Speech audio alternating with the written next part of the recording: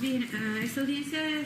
está agendada con la finalidad de llevar a cabo una revisión respecto de la medida cautelar con la que cuenta el señor Morales. ¿Abogado? Sí, señora, gracias. Bueno, señoría, en primer término y con fundamento en los artículos 161 y 162 del Código Nacional de Procedimientos Penales, solicito esta audiencia para efecto de revisar la medida cautelar en virtud de que consideramos, a nuestro juicio, que han variado objetivamente las medidas que justificaron la imposición de la medida cautelar que cuenta actualmente mi representado. Esto en virtud, su señoría, de que el día 12 de abril el Estado mexicano fue notificado de una sentencia por parte de la Corte Interamericana de los Derechos Humanos, en concreto el caso García Rodríguez y otros contra México. Como le indiqué hace unos momentos, el 12 de abril fue notificada al Estado mexicano dicha sentencia, misma que de parte de la Convención Americana de los Derechos Humanos, pues el Estado mexicano celebró dicho tratado internacional el día 24 de marzo de 1981 y que posteriormente, el 16 de diciembre de 1998, pues reconoce la competencia de la Corte Internacional. Consideramos de que dicha sentencia varía objetivamente las condiciones por las cuales se impuso la medida cautelar que actualmente tiene mi representado. ¿Es todo, abogado? Si me lo permite, ¿puedo hacer uso de la voz para empezar con el argumento? Adelante. ¿Sí? Ok. Bueno, en primera instancia, señoría, y para ser breve, me gustaría hablar un poco en principio de la contradicción de tesis 293/2011. Dicha contradicción de tesis fue resuelta por la Suprema Corte de Justicia de la Nación, por el Pleno de la Suprema Corte de Justicia de la Nación,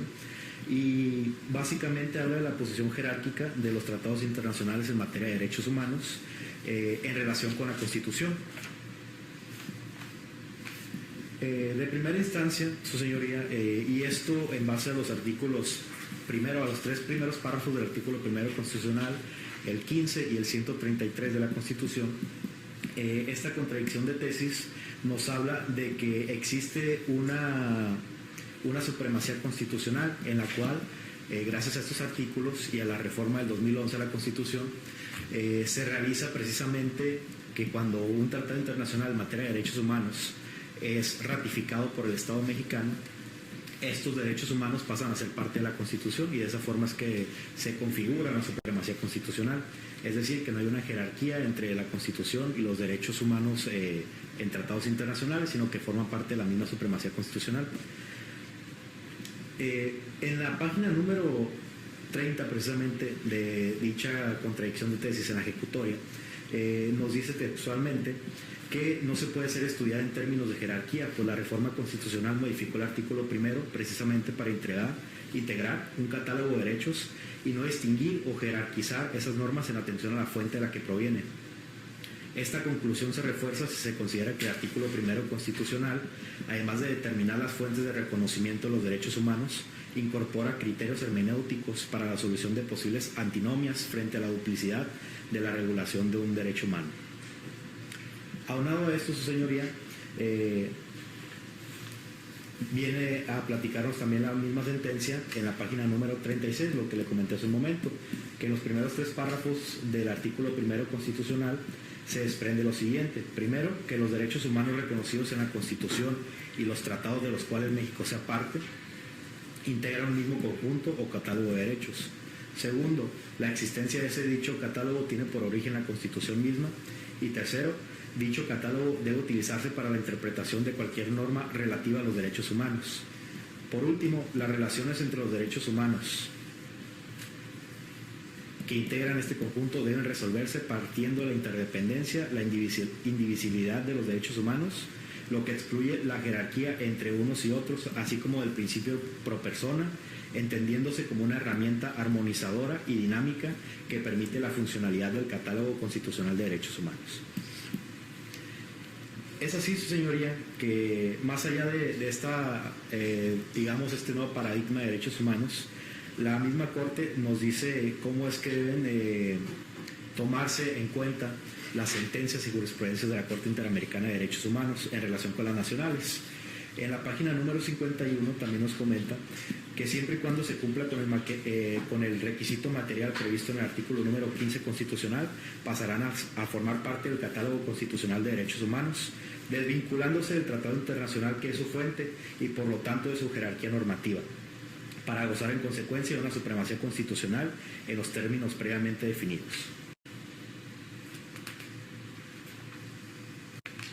En consecuencia de esto, señoría, la Suprema Corte de Justicia de la Nación dice que todas las resoluciones y los criterios que emita la Corte Interamericana en sus resoluciones, como intérprete último de la Convención Americana en el ámbito de su internacional, que es pues, su competencia, son vinculantes para todos los órganos jurisdiccionales del país, tal y como lo establece en la página número 57, y posteriormente en la página número 58 nos habla de cómo se deben interpretar. Básicamente nos dice, y textualmente lo voy a leer, dice que conforme al artículo 1 constitucional, cuando se susciten conflictos respecto a cómo interpretar un derecho humano en específico, los operadores deberán atender en cumplimiento al principio pro persona a las interpretaciones que resulten más amplias o menos restrictivas para los derechos de las personas. Esta operación podrá concluir con el favorecimiento de un criterio del Poder Judicial de la Federación o de uno emitido por la Corte Interamericana de Derechos Humanos, pero cualquiera que sea el criterio aplicado, el resultado deberá atender a la mejor protección de los derechos humanos y de las personas. Y por último, en la página número 61 de dicha ejecutoria, la 293/2011, establece que en relación a la manifestación anterior, cuando existe una sentencia internacional dictada con carácter de cosa juzgada respecto de un Estado que ha sido parte en el caso sometido a la jurisdicción de la Corte Interamericana, todos sus órganos, incluidos sus jueces y órganos vinculados a la Administración de Justicia, también están sometidos al tratado y a la sentencia de este tribunal, lo cual les obliga a velar a los efectos de las disposiciones de la Convención y consecuentemente a las decisiones de la Corte Interamericana, que no se vean mermados por la aplicación de normas contrarias a su objeto y fin o por decisiones judiciales o administrativas que hagan ilusorio el cumplimiento total o parcial de la sentencia. Es decir, en ese supuesto se está en presencia de cosa juzgada internacional, en razón de lo cual el Estado está obligado a cumplir y aplicar la sentencia. De dicha contradicción de tesis, señoría, también se emiten dos criterios jurisprudenciales por contradicción de tesis. Primero, el 2006-225, que a rubro dice: jurisprudencia emitida por la Corte Interamericana de Derechos Humanos es vinculante para los jueces mexicanos siempre que sea más favorable a la persona. ¿Es qué número de registro, perdón? Sí, es 2006-225.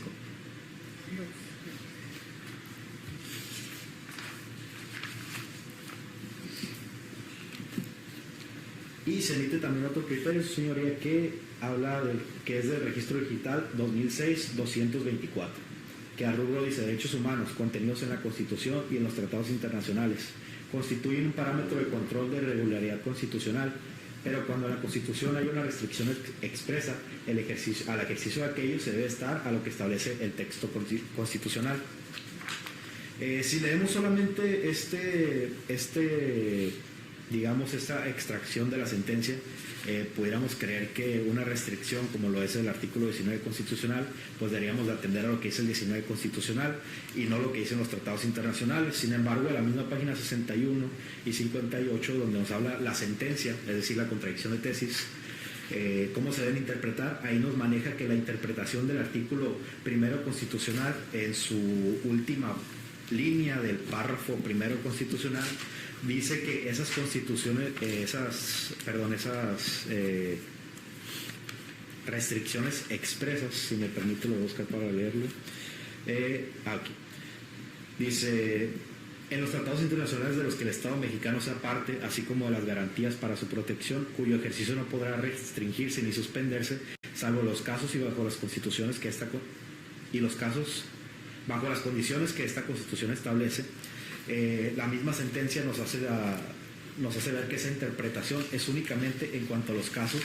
que atienden el artículo 29 de la Constitución, que es precisamente los casos de excepción en los cuales el presidente de la nación puede hacer pues excepción a derechos humanos para cumplir con alguna finalidad, emergencia, por el estilo. Es por ello que primero quería hablar de la contradicción de tesis, porque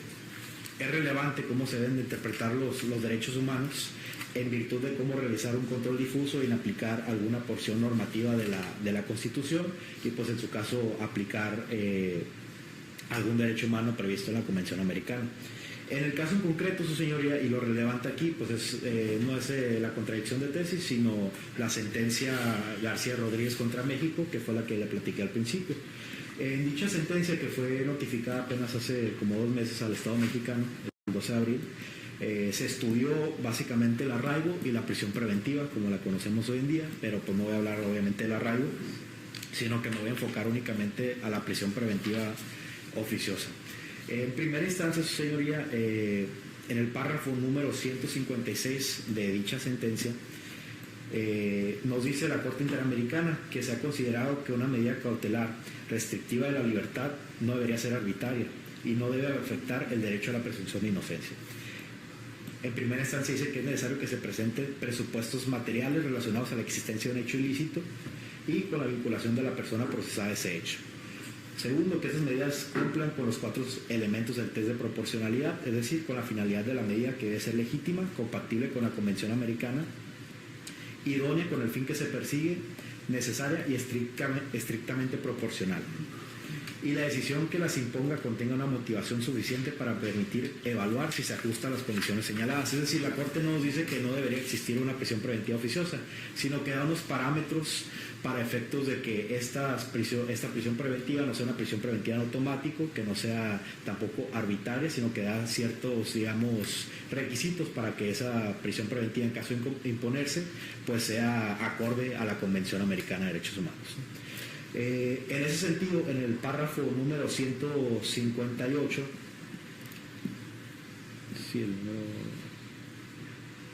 al párrafo número 158 nos da los requisitos. Dice que corresponde a la autoridad judicial imponer medidas de esta naturaleza únicamente cuando se acredite que la finalidad de las medidas que priven o restrinjan la libertad sea compatible con la Convención, que las medidas adoptadas sean idóneas para cumplir con el fin perseguido,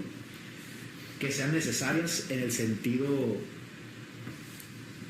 de que sean absolutamente indispensables para conseguir el fin deseado y que no exista una medida menos gravosa respecto al derecho intervenido de entre todas aquellas que cuenten con la misma idoneidad para alcanzar el objetivo propuesto.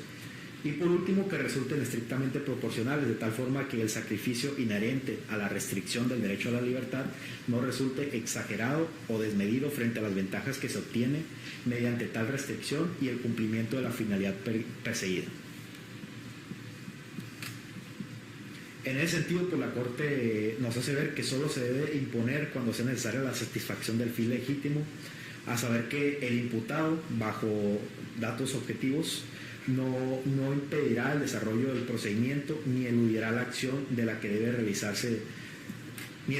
eludirá la acción de la justicia. Asimismo, ha destacado que el peligro procesal no presume, sino debe realizarse su verificación en cada caso, fundando en las circunstancias objetivas y ciertas del caso en concreto.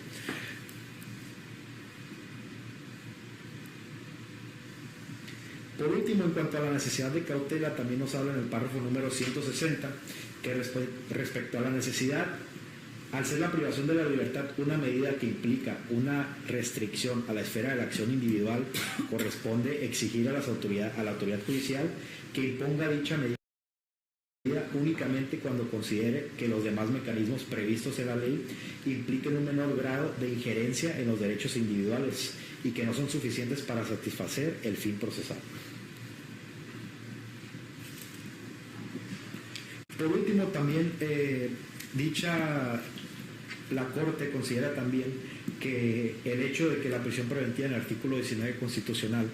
la oficiosa, sea únicamente para ciertos delitos, pues vulnera el principio de igualdad y no discriminación establecido en el artículo número 24 de la Convención Americana, en virtud de que ofrece, digamos, que un trato diferente a las personas imputadas por determinados delitos con respecto a las demás. Dicha sentencia también que emite la Corte Interamericana habla precisamente de la contradicción de tesis 293/2011, En virtud de lo que le comentaba de la jurisprudencia que emite el Pleno de la Suprema Corte de Justicia de la Nación, 2026-224, en la cual comenta respecto a las restricciones expresas de la Constitución, resaltando en los párrafos 176 y 177 que la Suprema Corte de Justicia de México, en la contradicción 293-2011, aceptó las restricciones expresas contenidas en la Constitución Nacional, desplazadas a las normas internacionales, entre las cuales se encuentra la Convención Americana y demás integrantes del Sistema Interamericano de Derechos Humanos. En ese sentido, se indica que los jueces y magistrados del Poder Judicial de la Federación están obligados a acatar lo resuelto de la contradicción de tesis número 293-2011, so pena de ser sancionados, sin que puedan plantear su desaveniencia o cuestionar los criterios del Pleno o de las salas de la Suprema Corte de Justicia. Lo anterior genera que los alcances de la tutela judicial en México, en los mecanismos de control de detención, revisión por vías ordinarias y mediante juicio de amparo, y las detenciones impuestas bajo figuras de arraigo, prisión preventiva oficiosa, sean ineficientes al no ser posible aplicar de manera adecuada el principio pro persona. En ese sentido, y conformidad con esa interpretación, el Estado mexicano podría estar incumpliendo obligaciones internacionales que se comprometió a acatar al firmar y ratificar los instrumentos internacionales como la Convención y las decisiones de la Corte Interamericana, que son de carácter obligatorio para los Estados parte. En base a lo anterior, en el párrafo 177 de dicha sentencia, comenta que corresponde recordar al tribunal que ha señalado de forma constante que las distintas autoridades estatales tienen la obligación de ejercer un control de convencionalidad ex officio, es decir, de manera oficiosa,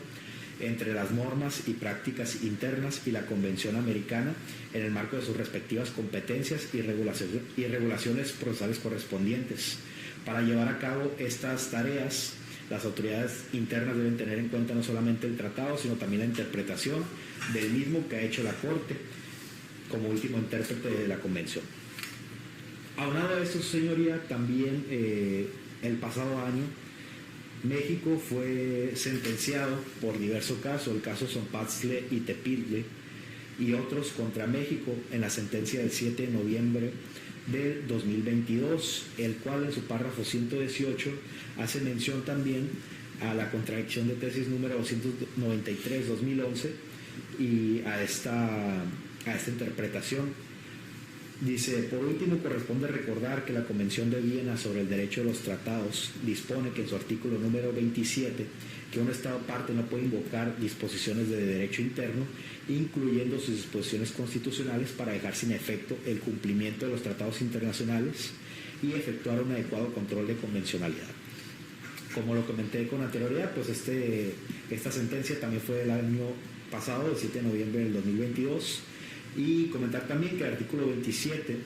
de la Convención de Viena sobre el Derecho de los Tratados fue ratificada por México el 25 de septiembre de 1974. A esto también, señoría, alusión de que pues precisamente el artículo 1 y 29 constitucional, en la misma contradicción de tesis 293/11,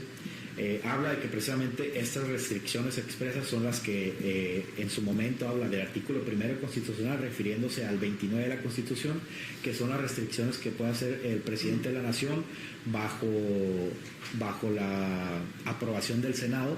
para efectos de realizar restricciones a derechos humanos únicamente en casos de emergencia.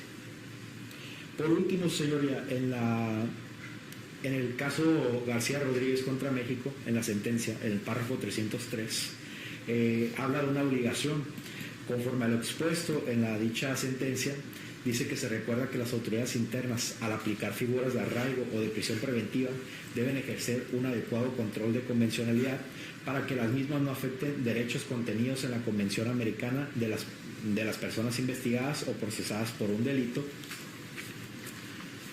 atendiendo al principio pro persona. En ese sentido, corresponde reiterar que cuando los Estados han ratificado un tratado internacional como la Convención Americana, todos sus órganos, incluidos sus jueces y juezas, están sometidos a aquel, lo cual les obliga a velar por los efectos de las disposiciones de la Convención no se vean mermados por la aplicación de normas contrarias a su objetivo y fin, sean estas de naturaleza constitucional o legal, por lo que en el marco de sus respectivas competencias y regulaciones procesales correspondientes, las magistraturas y órganos vinculados a la Administración de Justicia de todos niveles están obligadas a ejercer de ex oficio un control de convencionalidad entre las normas internas y la Convención Americana, y en esta tarea deben tener en cuenta no solamente el tratado, sino también la interpretación del mismo que ha hecho la Corte Interamericana, intérprete último de la Convención. Ya por último, señoría, para ser breve, nosotros encontramos, a juicio de esta defensa, que el hecho de imponer una medida de prisión preventiva de forma oficiosa y automática como la que se le impuso a mi representado, es decir, sin poder debatir dicha medida, resulta violatoria de los derechos de libertad personal previstos en el artículo 7.3 y 7.5 de la Convención Americana de Derechos Humanos, el principio de presunción de inocencia previsto en el artículo 8.2 de la misma convención, y el artículo número 24 de la convención también, que habla acerca de la igualdad ante la ley. Esto en relación con el artículo primero constitucional, su señoría, en virtud de que nosotros solicitamos que realice un control difuso de la convencionalidad para efectos de no aplicar el artículo 19 constitucional y en su caso aplicar las sentencias de la Corte Interamericana de Derechos Humanos y los artículos de la Convención Americana, para efecto de que pudiéramos abrir un debate acerca de la medida cautelar que en este momento tiene mi representado y poder debatir si esa es la medida idónea para mi representado, para el caso en concreto, y no hacerlo de una forma automática, tal y como se hizo en primera instancia, que no se dejó debatir dicha medida, sino que se puso de forma automática. Pero aún yendo un poco más allá, su señoría, y de conformidad con el artículo primero constitucional y el 133 de la misma Constitución, solicitamos que se haga un ejercicio más que nada de revisión conforme al principio de copersona previsto en el artículo primero constitucional, para ver cuál será la norma, digamos, que más favorezca a mi representado. En el caso en concreto, consideramos nosotros que el artículo 19 constitucional prevé un catálogo de derechos, bueno, más que derechos, de delitos que conllevan una prisión en automático, y por el contrario, la Convención Americana prevé ciertos lineamientos para que, si en el caso se quiere aplicar una medida restrictiva de la libertad, pues por lo menos se vean ciertos requisitos que no prevé la Constitución, pero sí la Convención Americana, para efecto de ver si esa es precisamente una medida en primera instancia donde hay una necesidad de cautela. Segundo, si hay una mínima intervención a los derechos de mi representado, y tercero, pues si es la proporcional al caso en concreto, para efectos de, pues ahora sí que realizar un control de proporcionalidad en dicha medida cautelar, que lo que se busca es precisamente pues que podamos entrar en debate para ver si se puede cambiar esa medida cautelar o no, pero con condiciones objetivas del caso en concreto. ¿Es cuánto, señoría? Bien. ¿Abogada? Señoría, pues para el caso, si bien es cierto que libera ese criterio de la Corte Interamericana de Derechos Humanos, también lo es que los derechos humanos, pues en su conjunto, como ya ha sido de manera repetitiva por parte de la defensa del imputado, pues esos constituyen el parámetro constitucional conforme al cual debe resolverse, ponderando pues los derechos en juego en este caso. Y para ese efecto considero que aún y cuando se haga esa ponderación por parte de este tribunal en un control difuso de estos derechos, considero que debe de prevalecer la prisión preventiva de manera justificada, ello en virtud de que se debe este tribunal preponderar el derecho a la libertad sexual del menor y de la comunidad en este caso, toda vez que de los mismos antecedentes de investigación se desprende que no ha sido la única víctima a la cual le ha causado un detrimento de su libertad sexual, sino que existe otra persona a la cual también se le realizaron conductas ilícitas de carácter sexual. Ante ello es que le solicito a este tribunal que tome en consideración esta circunstancia y que para el caso concreto considero que se establece un riesgo tanto para la víctima y un riesgo para la comunidad, como se ha venido diciendo al inicio de mi exposición. Para este caso, de igual manera, se actualiza también un riesgo de sustracción a la acción de la justicia, aunado a ese riesgo para la víctima de que sea vulnerada de nueva cuenta en su integridad, en su libertad sexual, toda vez que se trata de una menor de edad de 9 años de edad. Asimismo, aun y cuando son solamente tocamientos, esta conducta ilícita tiene una penalidad alta dentro del parámetro de punibilidad que tiene el artículo 180 bis del Código Penal vigente en el Estado, lo que hace o actualiza un riesgo también de sustracción a la acción de la justicia, que si bien es cierto también este argumento en cuanto al peligro de sustracción a la acción de la justicia contenido en el artículo 168 en su fracción segunda de manera única o unilateral, pues no constituye un riesgo elevado. Este se agrava con el riesgo que existe para la víctima de que vuelva a ser vulnerado en su libertad sexual, considerando que si ese tribunal ha de ponderar la libertad ambulatoria de la persona imputada, pues también debe de ponderar la libertad sexual de esta menor de edad. Así, por ello, le solicito al tribunal que al momento de resolver y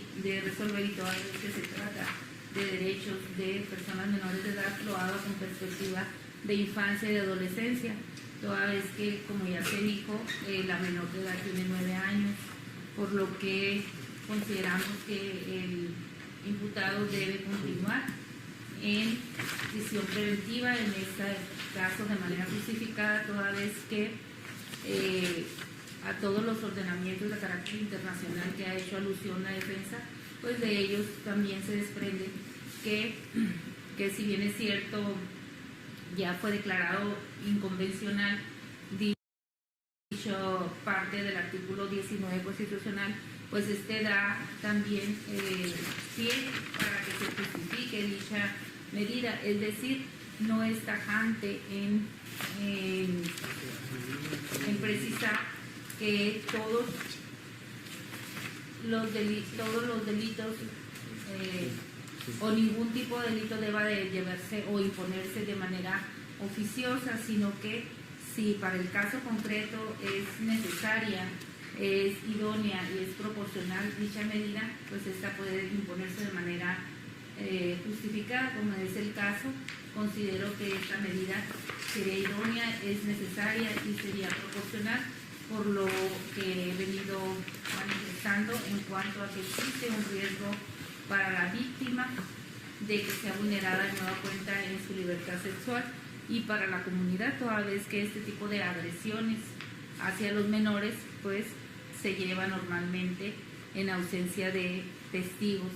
Para el caso concreto se trata de un menor de edad de 9 años y es un delito considerado grave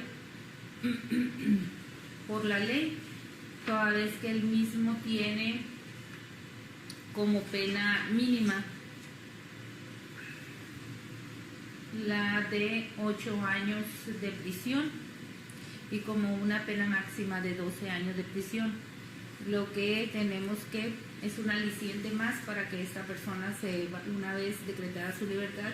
se evada a la acción de la justicia, considerando que sería la única medida con la que esta persona garantizaría, con la que este tribunal, garantizaría la presencia del imputado dentro del procedimiento, y se garantizaría también la integridad de la víctima y de la comunidad. Eso, señoría. Abogado. Sí, señoría. Voy a ser breve.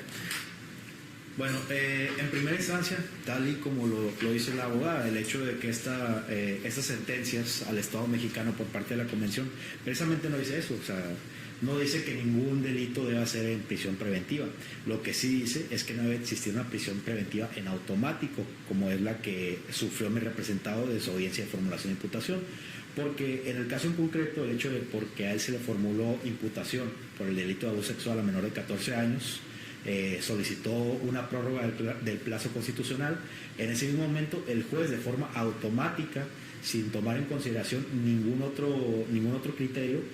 pues le impone la prisión preventiva de forma oficiosa. Y es precisamente esto lo que nos dice la Corte Interamericana de Derechos Humanos, que no debe existir, y por lo cual sentenció al Estado mexicano. Y vuelvo a reiterar, el artículo 158 de dicha sentencia García Rodríguez contra México nos dice que debe haber, primero que nada, pues son 4 requisitos que considera la Corte y la Convención que deben existir para efecto de si se va a imponer una medida cautelar de prisión preventiva. Primero que nada es que la finalidad de las medidas que privan o restringen la libertad sean compatibles con la Convención. Segundo, que las medidas adoptadas sean idóneas para cumplir con el fin perseguido. Que en el caso en concreto, los fines perseguidos por la medida cautelar, pues es que siga el proceso, que no se haga daño a la víctima y pues que no haya sustracción por parte de la acción de la justicia, ¿no? En el caso en concreto, su señoría, primero que nada es importante comentar, bueno, voy a seguir primero con los puntos y luego comento lo que dijo la licenciada fiscal. Tercero, que sean necesarias en el sentido de que sean idóneas para cumplir con el fin perseguido. Que sean necesarias en el sentido de que sean absolutamente indispensables para conseguir el fin deseado y que no exista una medida menos gravosa respecto al derecho intervenido entre todas aquellas que cuenten con la misma idoneidad para alcanzar con el objetivo propuesto. Por último, que resulten estrictamente proporcionales, de tal forma que el sacrificio inherente a la restricción del derecho a la libertad no resulte exagerado o desmedido frente a las ventajas que se obtienen mediante tal restricción y en cumplimiento de la finalidad perseguida. Ahora, en cuanto a los argumentos que refiere la fiscal, no sé, todavía no entramos a un debate como tal de medidas cautelares, pero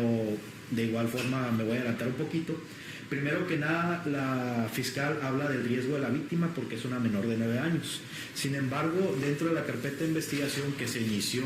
en el 2021, aproximadamente el 30 de noviembre del 2021, y que se judicializó hasta octubre del año 2022, es decir, un año, no hay ningún dato objetivo, ninguno, en el cual mi representado haya acudido a molestar a la víctima, porque en primera instancia no viven juntos, ¿sí? Pero no hay ningún dato objetivo que nos haga creer que puede haber un riesgo a la víctima, en virtud de que dentro de la carpeta de investigación no existe ningún reporte en el cual mi representado haya hecho alguna molestia, ya sea incluso por llamadas, mensajes o acudiendo al domicilio de la menor. Eso en primera instancia. Segundo, nos dice que hay un peligro de sustracción porque tiene una penalidad alta el delito. La Corte ha resolvido en diversos criterios que la presunción de inocencia, en su vertiente de regla de trato procesal, no debe ser suficiente una penalidad alta para justificar una medida de prisión preventiva, y estamos hablando de una medida de prisión preventiva justificada, ¿sí? En el caso en concreto, pues el hecho de que haya una penalidad alta en este delito no quiere decir que se quiera sustraer de la justicia ni representado, ¿sí? Simplemente es el cumplir con uno de sus derechos. Por otro lado, su señoría, más allá de eso, mi representado ha vivido prácticamente toda su vida en el domicilio ubicado en calle Juana de América, número 216, Colonia Aurora, de esta ciudad, como ya se ha referido en audiencias anteriores, y más aún, su señoría, que mi representado fue citado en libertad a esta audiencia, ¿sí? Él fue citado en libertad el 15 de septiembre del 2022 a una audiencia inicial en este mismo recinto, la cual por alguna razón se difirió y se le dio una nueva fecha el 13 de octubre del año 2022, y de nueva cuenta acudió él de forma personal a este recinto. Ya después de eso pues ya lo dejaron en prisión preventiva, ¿no? Pero de estos datos, que sí son objetivos, se puede dar en cuenta que mi representado en ningún momento se quiso sustraer de la acción de la justicia, y no hay ningún dato objetivo que nos haga creer lo contrario. Eso es todo lo que tengo que manifestar por el momento, señor. Bien. En relación al primer tema que toca el abogado defensor, para los efectos de ingresar a la revisión de la medida cautelar, eso tomando en consideración todos los argumentos vertidos específicamente en relación a las sentencias de la Corte Interamericana de Derechos Humanos que ha hecho valer el abogado respecto de los temas específicos de prisión preventiva oficiosa y en relación a que en la misma se ha establecido, tanto en el caso García como en el caso Stoncastle, en el tema de prisión preventiva, que no debe establecerse una medida cautelar de prisión preventiva de manera oficiosa, sino que evidentemente, dada la sentencia y la condena que se estableció por el Estado de México, es en que debería existir una medida cautelar de prisión preventiva, pero de manera justificada. Para ello existe la obligación, ciertamente para los órganos jurisdiccionales, de entrar primeramente a un análisis del control de convencionalidad. Toma en consideración, antes de ingresar al control de convencionalidad, lo que señaló en la contradicción de tesis 293 del 2011, en cuanto que señala precisamente este tema importante en cuanto a que si a este momento, aún y cuando existe esta sentencia de la Corte Interamericana en donde ya fue notificado el Estado de México, sin embargo el Estado de México pues todavía no ha dado cumplimiento para hacer la adecuación de los organismos, en este caso de la normatividad, para los efectos de que modifica el artículo 19 constitucional y así como el artículo 167 del Código Nacional de Procedimientos Penales, que es donde también está establecida la prisión preventiva de manera oficiosa, y tomando en cuenta esta contradicción de tesis 293 del 2011 en el punto específico en cuanto que dice que en este caso las excepciones a las restricciones que hace el artículo primero constitucional no debe basarse específicamente en cuanto a establecer una jerarquía entre los tratados internacionales y la Constitución. Estos finalmente pues quedan en el mismo rango, sino que debe tomarse en consideración únicamente en lo referente a las restricciones que establece el artículo 29 constitucional, es decir, a las que solamente el presidente de la Nación puede establecer en casos específicos. De ahí que deviene la obligación que establece la Corte Interamericana en cuanto a que todos los organismos jurisdiccionales están primeramente obligados a entrar al análisis del control de convencionalidad. Esto para los efectos de inaplicar lo que establece el artículo 19 constitucional y por ende pues lo que establece el artículo 167 del Código Nacional de Procedimientos Penales, dado que dentro de dicha sentencia se ha analizado que la prisión preventiva que está establecida de manera oficiosa hasta este momento es inconvencional en razón de que no se establece cuáles son las finalidades de esa prisión preventiva, es decir, no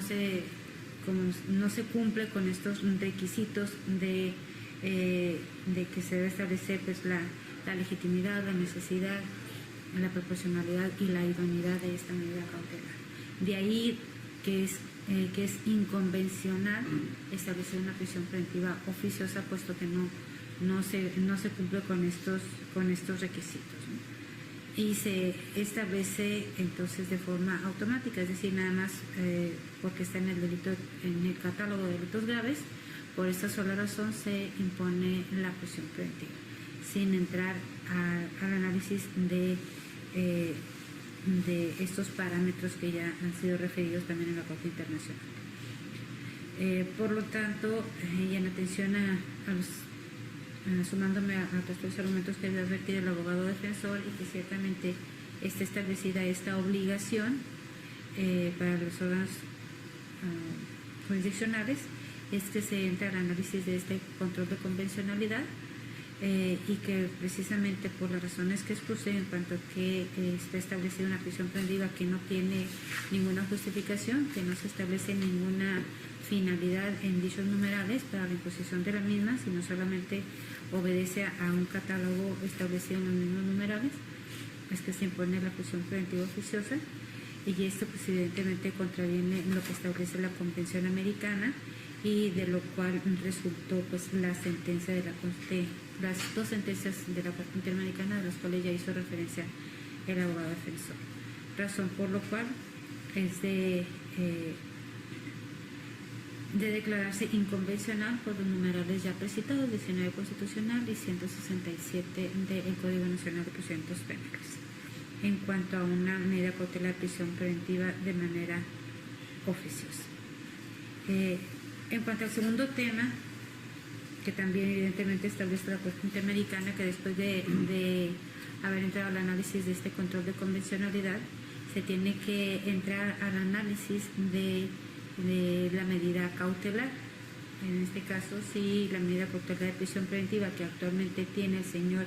Humberto Bringas de manera oficiosa debiera continuar, pero ahora de manera justificada, o bien después de hacer el test de ponderación de estos requisitos, pudiera imponerse una medida cautelar diversa en libertad. De este tema, la abogada agente del Ministerio Público, bueno, de inicio no entró al tema principal respecto del control de convencionalidad. Ella dio por hecho que ya estaba declarada la inconvencionalidad y entró de manera directa a dar algunos argumentos para los efectos de la justificación de una prisión preventiva. Antes de yo entrar a resolver este punto en específico, ¿quisiera sumar algún otro argumento, abogada? No. Bien. ¿Por su parte, abogado? No, señora. Bien. Entonces voy a tomar entonces lo que han señalado respecto a la justificación. Bien, en el caso que nos ocupa, como señaló el abogado defensor y que no fue motivo de contravenirlo por parte de la fiscal, al momento en que se impuso la medida cautelar de prisión preventiva al señor Bringas, no se llevó a cabo ningún análisis de justificación, no obstante que se tomaba el criterio de que tenía que ser oficiosa, pero no se llevó a cabo ningún test de justificación. La agente del Ministerio Público señala para los efectos de justificar que se continúe con una medida cautelar de prisión preventiva, que debe tomarse en consideración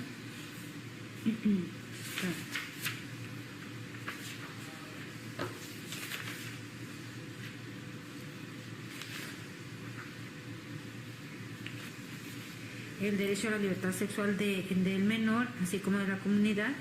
y que no ha sido la única víctima que ha sufrido, al parecer, estos hechos de carácter sexual, sino que existe otra persona diversa. Debemos recordar que hasta este momento el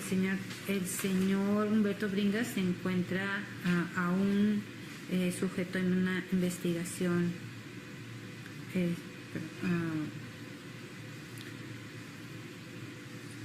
sujeto a investigación formalizada.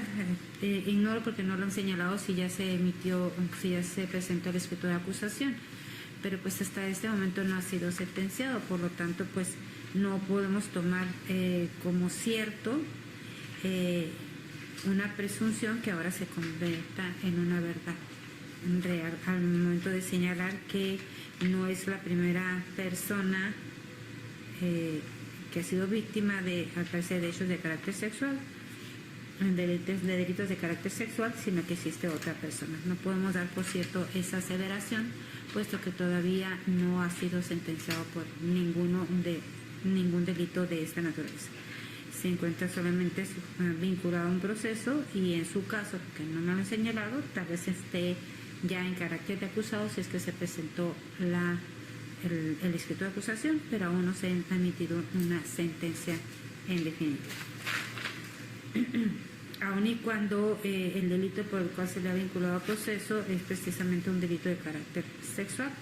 y en donde la parte que se dice afectada es un menor de edad. Evidentemente, tomando en consideración, como señaló, la perspectiva de la infancia y de la adolescencia, y en cuanto al derecho que tienen los menores de estar presentes en un proceso penal y que evidentemente ser escuchados, tan así ha sido que pues el mismo pues se presentó la denuncia correspondiente en su momento y se le vinculó a proceso por estos hechos, y se ha llevado a cabo la investigación. Considerar solamente el riesgo para la víctima y la comunidad como parte o como único argumento, evidentemente hay un criterio jurisprudencial en el sentido de que este solo argumento resultaría insuficiente. Ciertamente la abogada agente del Ministerio Público ha señalado que también existe un riesgo de sustracción en razón de la cuantía de la pena, lo cual también se ha establecido en el criterio de la Corte que utilizar este solo argumento como único argumento para sostener una prisión preventiva, pues también es insuficiente. Es decir, se deben de hacer una cuantificación, no cuantificación, sino un análisis en conjunto de lo que establece el artículo 168, el cual, si bien una de sus fracciones, la fracción tercera, creo, si no recuerdo, o sea, fracción segunda, establece la cuantía de la pena, pero también se señala que deben analizarse también pues la conducta del mismo en otros procesos, si cuál ha sido su comportamiento, si tiene algunos antecedentes, si no tiene un arraigo en la ciudad en donde se está llevando a cabo su proceso, y todas las otras infracciones que establece el artículo 168. Por lo tanto, mencionar que también se debe tomar en consideración solo el hecho de que tenga una pena alta. Esto no podría ser el caso de tomarlo en consideración, puesto que, como mencionó el abogado defensor, el señor Humberto Bringas Morales, él acudió por 2 ocasiones citado por un delito de carácter sexual. Pudiéramos decir, bueno, tal vez no sabía a qué venía o qué delito se le iba a imputar, pero la primera ocasión que fue citado se le anunció que era respecto de el delito de abuso sexual a menor de 14 años, y aun cuando se difirió su audiencia, volvió a acudir de manera libre sin buscar evadirse la acción de la justicia. No obstante de que fuera este tipo de delitos que evidentemente pues tiene una penalidad alta. También se ha señalado por parte del abogado, siendo estos los argumentos que presenta la abogada agente del Ministerio Público, pero como señalamos, es muy clara la Corte Internacional cuando hace la referencia de que se tienen que llevar a cabo este test de ponderación respecto de esto al momento de establecer o solicitar la medida cautelar de prisión preventiva. Y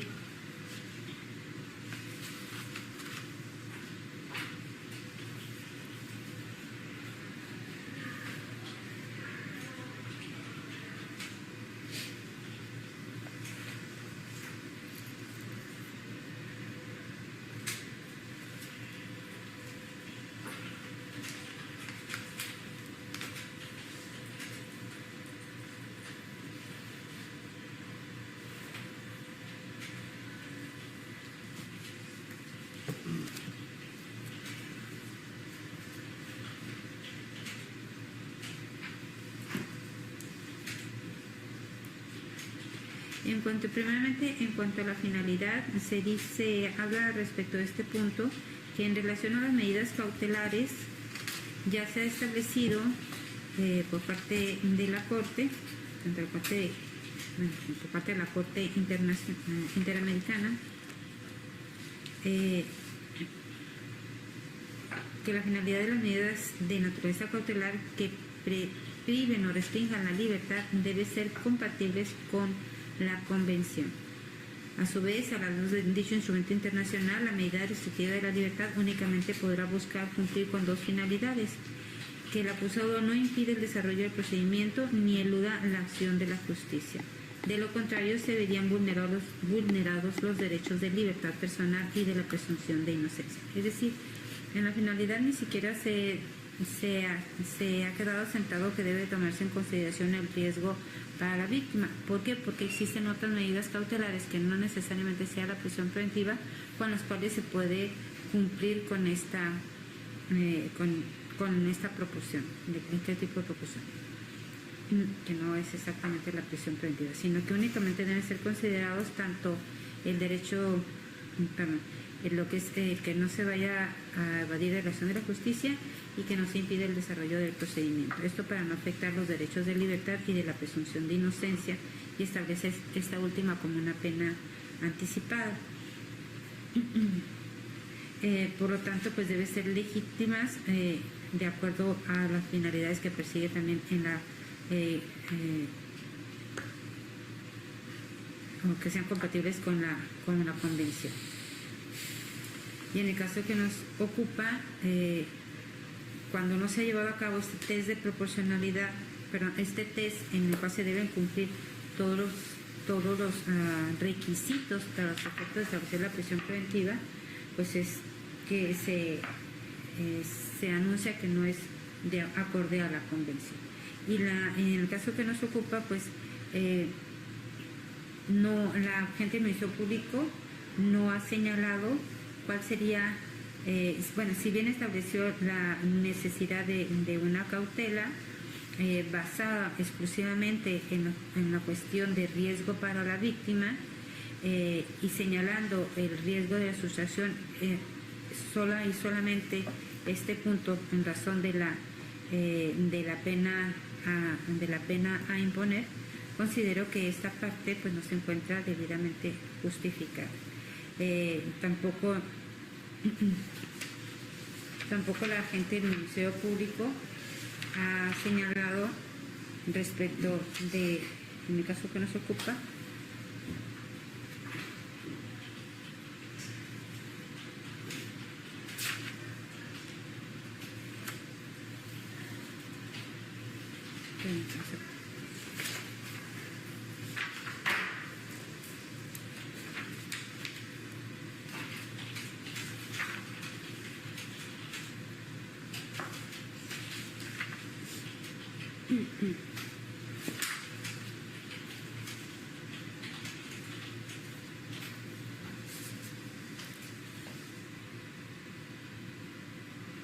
no se ha establecido la idoneidad de esta medida, es decir, que la prisión preventiva realmente cumpla con el fin que se persigue. Señalo, los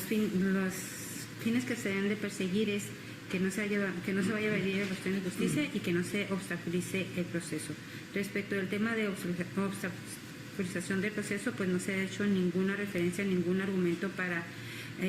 buscar justificar esa finalidad, y si la finalidad que se establece en relación a la posible evasión o acción de la justicia solamente hizo como argumento la que ya referí respecto de la pena, pues considero que es un argumento único respecto de ese tema y por lo tanto pues insuficiente para los efectos de imponer por ese solo argumento la prisión preventiva, más tomando en cuenta que el abogado defensor señaló que pues el propio imputado cuenta con un arraigo en la localidad, es decir, tiene un domicilio cierto en el cual fue incluso notificado, que acudió citado en forma voluntaria, compareció, no dio en ningún momento indicio de una posible sustracción a la acción de la justicia, aún teniendo conocimiento del delito por el cual se le pretendía establecer una imputación. Y respecto a la proporcionalidad, si bien mencionó la fiscal que se debe tomar en cuenta pues y establecerlo de acuerdo a la perspectiva de la infancia y la adolescencia, y que por esa razón debe continuar con una medida contra la prisión preventiva de forma justificada. Recordemos que en el punto específico de la proporcionalidad se debe establecer si ninguna de las medidas cautelares que se establecen en el artículo 155 del Código Nacional de Procedimientos Penales, ¿cuál sería la razón por la cual ninguna de estas cumpliría con esta finalidad? ¿O cuál sería por qué el sacrificio como señala aquí, por qué el sacrificio de restringir la libertad personal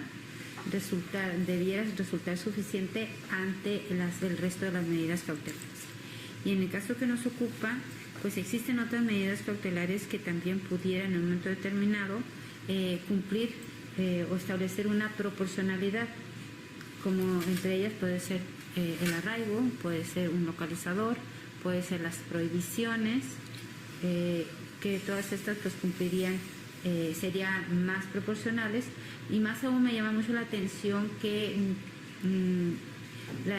la fecha en que fue presentada la denuncia y la fecha en la cual pues se judicializó este asunto, en donde pasó más de un año y que no existió durante todo ese tiempo ningún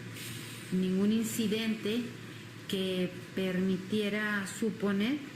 que pudiera existir la repetición del acto en contra o en perjuicio de la víctima. Nunca se mencionó por parte de la fiscal que con antelación se hubiesen impuesto algunas medidas preventivas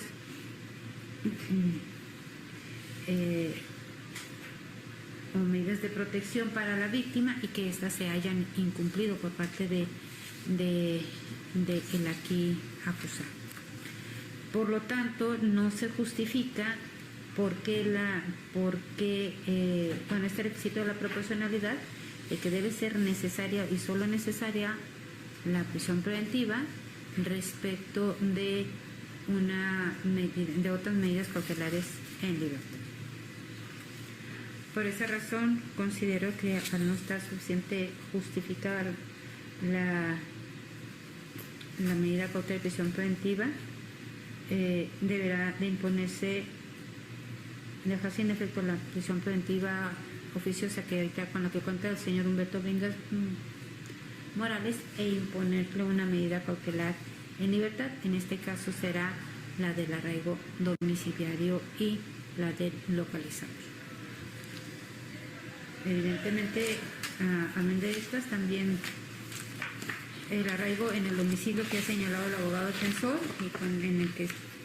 ha tenido el señor por mucho tiempo,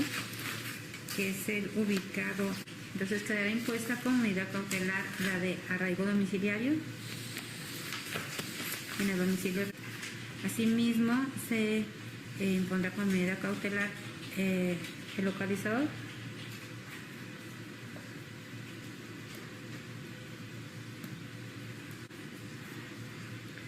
Como siguiente medida cautelar, evidentemente, pues tiene la prohibición de acercarse